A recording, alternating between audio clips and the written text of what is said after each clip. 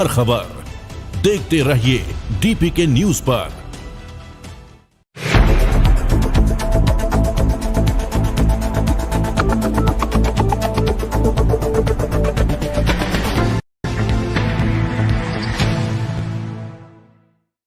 जयपुर की निर्जा मोदी स्कूल की छात्रा दीपशिखा प्रसाद ने सीबीएसई कक्षा 12वीं परीक्षा में 2025 में 99.6% अंक प्राप्त कर उल्लेखनीय सफलता हासिल की।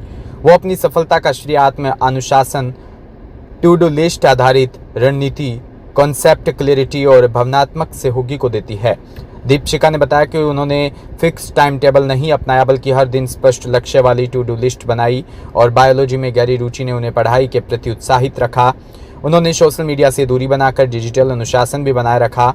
इसी के साथ फिजिक्स वाला और संस्थापक अलक पांडे ने दीपशिखा की उपलब्धि पर प्रसन्नता जताते हुए उसे इस रणनीतिक पढ़ाई और ऑनलाइन लर्निंग की सफलता का उदाहरण बताया। इस वर्ष 16 लाख से अधिक छात्रों ने सीबीएसई 12वीं की परीक्षा दी थी, जिनमें दीपशिखा टॉपर्स में शामिल रही है।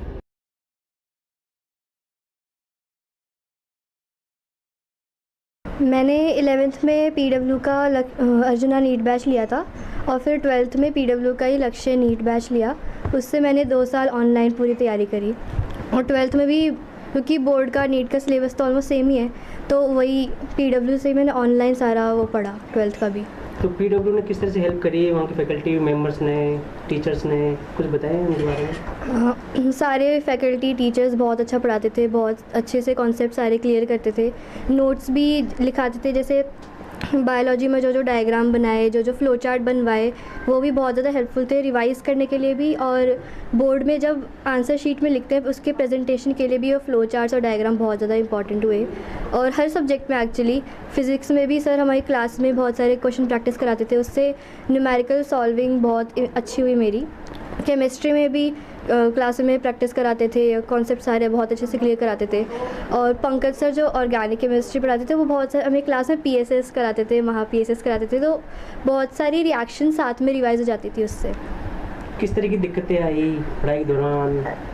थोड़ा स्कूल का और कोचिंग का मैनेज करने में दिक्कत होती थी, थोड़ा हेक्टिक भी होता था और थोड़े डाउट सॉल्विंग में थोड़ा डाउट्स रह जाते थे, तो वो प्रॉब्लम होती थी, लेकिन वो टाइम के साथ सब मैनेज हो गया। परिवार का, दोस्तों का किस तरह का सपोर्ट रहा? परिवार और दोस्तों का बहुत ज़्यादा मेंटल और इमोशनल सपोर्ट रहा, क्योंकि ऑनलाइन जब पढ़ते हो तो सिर्फ आप होते हो और आपको कोई और आसपास में स्टूडेंट होता नहीं है साथ में आपके, तो अकेले बहुत ऐसे डिप्रेस फील हो जाता है। कभी कभी ऐसा लगता है कि शायद नहीं हो पाएगा, तो मम्मी से जाके मैं बात करने लग जाती थी। मम्मी मुझे गले लगाती थी और बोलती थी कि कोई बात नहीं, फेल तो नहीं होगी ना, बाकी जो होगा देखा जाएगा। तो फिर और मम्मी कभी कभी ऐसे चंपी कर लेती थी, तो उससे भी बहुत ज़्यादा स्ट्रेस रिलीफ हो जाता था। और मेरे दोस्त भी हमेशा मेरे लिए हमेशा अवेलेबल होते थे। मुझे कभी बुरा फील होता तो मैं उनसे बात कर लेती थी और फिर वो भी मुझे बहुत मोटिवेट करते थे। पीडब्ल्यू से जुड़ी हुई कोई ऐसी याद जो आप हमारे साथ शेयर करना चाहें? पीडब्ल्यू से जुड़ी हुई बहुत सारी यादें। क्लास में हमें टीचर्स, जैसे समाप्ति मैम हमें ज़ूलॉजी पढ़ाती थी, तो क्लास के बाद वो छोटा सा हमें गाना सुनाती थी, जिससे अच्छा फील होता था बहुत ज़्यादा। और वैसे ही क्लास में बहुत पढ़ाई के साथ साथ में थोड़ा बहुत ऐसे स्ट्रेस रिलीव करने के लिए टीचर्स करते रहते थे, वो बहुत। हम बच्चों को क्या मैसेज देना चाहिए? कितना टाइम पढ़ाई करनी चाहिए? कितना टाइम की पूरा शेड्यूल किस तरह से रहता है इसमें पढ़ाई में ऑनलाइन? टाइम का तो मैं कभी टाइम देख के मैं पढ़ती नहीं, मुझे पता ही नहीं चलता कि कब शाम हो गई, कब रात हो गई, कब सुबह गई। मतलब मैं क्या करती थी, मैं दिन में टू डू लिस्ट बनाती थी, तो उसमें मुझे जो काम करना है दिन भर में वो मैं लिख लेती थी और उसके साथ में टाइम नोट कर लेती थी कि इस काम में 1 घंटा लगेगा, दूसरे काम में इतने टाइम लगेगा, तो वो मैं कर लेती थी। और उसके बाद फिर दिन भर में वो बस कंप्लीट करने का ट्राई करती थी और क्लासेस जो होती है वो करती है, उसको रिवाइज़ करती है। हम छात्रों को क्या मैसेज देना चाहेंगे? किस तरीके से मतलब क्या पढ़ाई करनी चाहिए उनको? मैं यही मैसेज देना चाहूँगी कि कॉन्सेप्ट स्ट्रॉन्ग करना बहुत ज़्यादा इम्पॉर्टेंट है। और उसके बाद लास्ट के कुछ मंथ्स में question practice, sample paper solve करना बहुत ज़्यादा इम्पॉर्टेंट है। और सबसे ज़्यादा ये भी इम्पॉर्टेंट है कि अपनी मेहनत पे, अपनी पढ़ाई पे कॉन्फिडेंट फील हो, तो वो कॉन्फिडेंस भी बहुत ज़्यादा इम्पॉर्टेंट है एग्ज़ाम में। और एग्ज़ाम टाइम में जब एग्ज़ाम कर रहे हैं तो उसमें भी स्ट्रेस लेवल कम रखने की कोशिश करनी चाहिए। आज के दौर में सोशल मीडिया का बहुत योगदान रहता है, तो उससे बुराइयां भी हैं, नुकसान भी है, तो फ़ायदे भी हैं। आपकी लाइफ में कैसा अचीवमेंट रहा है, फ़ायदे या नुकसान? सोशल मीडिया उसको यूज़ करने वाले पे डिपेंड करता है कि हम क्या कर रहे हैं। जैसे कोई बच्चा है वो लेक्चर देख रहा है, कोई बच्चा है जो ऐसे ही यूट्यूब शॉर्ट पे स्क्रॉल करके टाइम वेस्ट कर रहा है। मैं दोनों रह चुकी हूँ। मेरे साथ भी होता था कि डिस्ट्रैक्ट हो गई, कभी खोलना था कुछ खुल गया कुछ, तो मैंने सारे सोशल मीडिया मेरे फ़ोन से डिलीट होते थे। मैं कोई कभी चलाती नहीं थी, बस यूट्यूब था मेरे पास और व्हाट्सएप था, क्योंकि यूट्यूब पे क्लास होती थी, व्हाट्सएप पे कम्युनिकेशन के लिए इम्पोर्टेंट था। तो बस ये सेल्फ़ कंट्रोल बहुत ज़्यादा इम्पॉर्टेंट है। अपने आप को कंट्रोल करना ही पड़ेगा, क्योंकि ये टाइम कंपटीशन का टाइम है, तो आप नहीं करोगे तो कोई और कर जाएगा। तो बस जयपुर में परीक्षा तैयारी सेवाओं में अग्रणी आकाश एजुकेशनल सर्विसेज लिमिटेड ने कॉन्सेप्ट कुंडली नामक एआई संचालित टूल लॉन्च किया। यह नवचार आकाश एआई लैब की पहल है, जिसमें विशेष रूप से नीट अभ्यर्थियों की तैयारी को अधिक प्रभावी, स्मार्ट और तिरक बनाने के उद्देश्य से विकसित किया है। आकाश एजुकेशनल सर्विस लिमिटेड के एमडी एवं सीईओ दीपक मल्होत्रा ने कहा कि नीट की तैयारी अब केवल सिलेबस को कवर करने का विषय नहीं रह गई, बल्कि वो अपने समय का सही तरीके से उपयोग करने की कला बन गई है। कॉन्सेप्ट कुंडली छात्रों को यह स्पष्ट दृष्टिकोण प्रदान करता है कि वो अपनी वर्तमान स्थिति में कहाँ खड़ा है, उन्हें किन क्षेत्र पर अधिक ध्यान देने की आवश्यकता है और बिना किसी प्रयास के बर्बादी की वो कहाँ लक्ष्य तक पहुँच सकते हैं। यह सिर्फ अधिक काम करने के बारे में नहीं, ये उन कार्यों पर ध्यान केंद्रित करने के बारे में है जो सबसे अधिक मायने रखते हैं। ये एक ऐसा उपकरण है जो उस समय में फोकस, संरचना और स्पष्टता लाता है जब इसकी सबसे अधिक आवश्यकता होती है।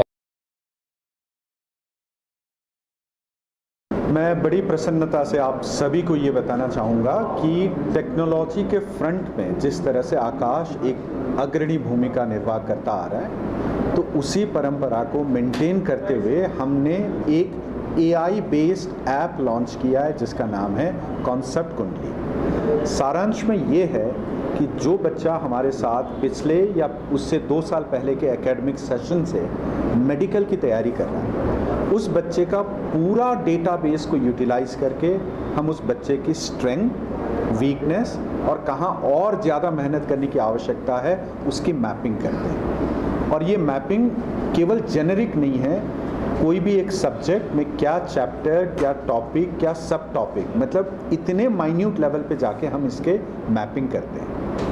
उसके बाद हम क्या करते हैं कि वो स्टूडेंट जब नीट 25 का एग्ज़ाम जब उसने दिया, तो पहले की स्ट्रेंथ, वीकनेस वर्सेस नीट के परफॉर्मेंस में क्या अंतर रहा, उसको एनालाइज करने के लिए हमने एक और डैशबोर्ड बनाया है जिसको हम कहते हैं गैप एनालिसिस।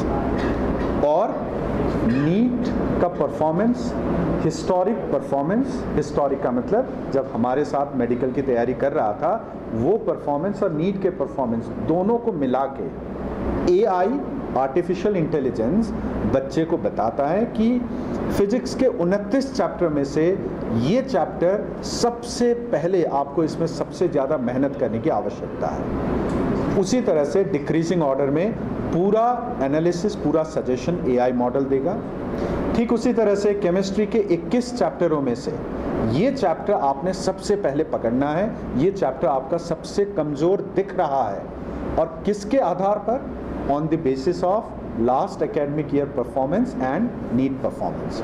तो उस तरह से बॉटनी, ज़ूलॉजी के जो 17 चैप्टर्स है उसकी भी एक लिस्ट, उसका भी एक प्रेस्क्रिप्शन हमारी AI तैयार कर देगा। तो बात यहाँ पर ख़त्म नहीं होती है। हिस्टोरिक परफॉर्मेंस देने के बाद बच्चे को जब ये बताया जाता है कि आपने इस चैप्टर में और ज़्यादा मेहनत करनी है, ये आपका मजबूत है, ये आपका कमज़ोर है, आगे जब बच्चा इस साल, पूरे साल जब हमारे साथ नीट 26 की तैयारी कर रहा होता है, उस दौरान भी हर 3 महीने में, हर 4 महीने में बच्चे को ऐप फीडबैक देता रहेगा कि इस चैप्टर में अभी आप थोड़े ढीले हो, या अगर शुरुआत में जो चैप्टर्स जिसमें बच्चा ढीला था अगर उसमें स्ट्रेंथ आ गई तो ऐप शाबाशी भी देगा कि वेल डन, आपने इस चैप्टर में बहुत अच्छे से परफॉर्म किया। यानी रियल टाइम फीडबैक बच्चे को मिलेगा। साथ ही साथ न्यू एवेन्यूज़, किस चैप्टर में आपको और ज़्यादा मेहनत करनी है, वो सारे फीडबैक जब बच्चे के पास होगा। और ये तो एक टेक्नोलॉजिकल इनोवेशन है, टेक्नोलॉजिकल सपोर्ट है।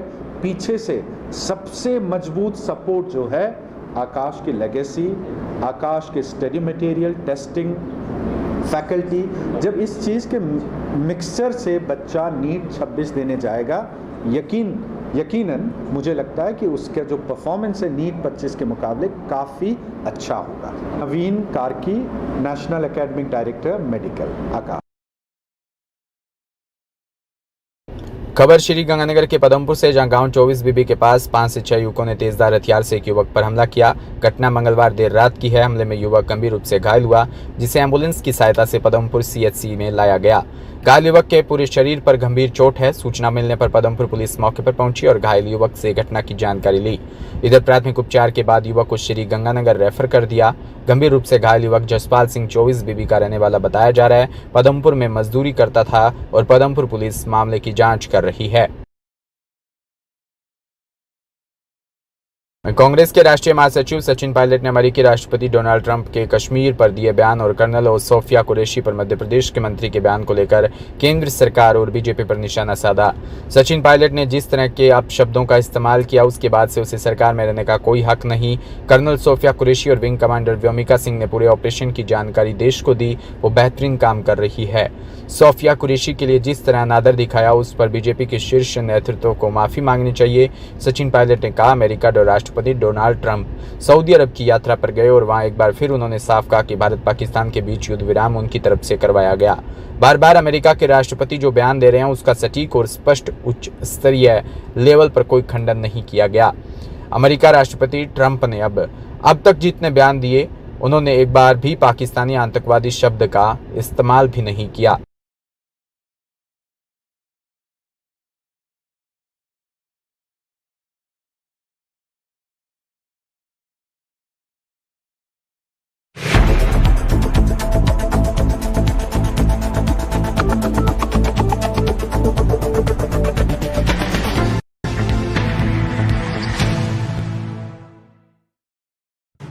राजस्थान समृद्ध विरासत है इसकी शान।